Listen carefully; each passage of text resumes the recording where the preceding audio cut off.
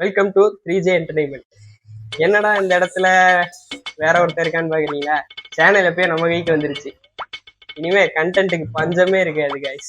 என்ன நைஸா கெடா வெட்டுறியா? வந்துட்டாப்ல.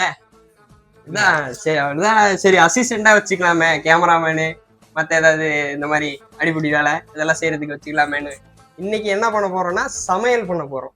சண்டே சமையல் ஸ்ரீஜித்தோட வீட்டுல 3J என்டர்டைன்மெண்ட் சமையல் பரோட்டா பண்ண போறோம். இது எனக்கு ஈஸியாடா? ஆமாடா, ஏன்னா நீ எப்படி செய்ய போறன்றதே தெரியாது. இல்ல பரோட்டா நான் செஞ்சிருக்கேன்.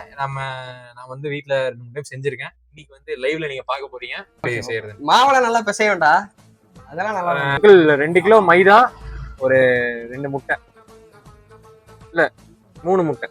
ஓகே, நம்ம பரோட்டா வாங்கிட்டோம்ல.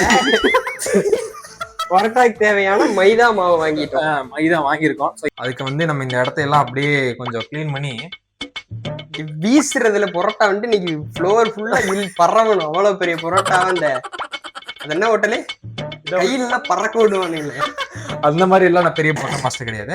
கிளீன் பண்ணி சோப்லாம் போட்டு கிளீன் பண்ணதுக்கு அப்புறம் தான் ஹைஜீனிக்கா அந்த ஏதாவது சாலுக்கெல்லாம் இருக்கும், அதை கிளீன் பண்ணி தான் நம்ம பரோட்டா மாவு போட்டு பிசையவே போறோம். சுத்தம் சோறு போடும்.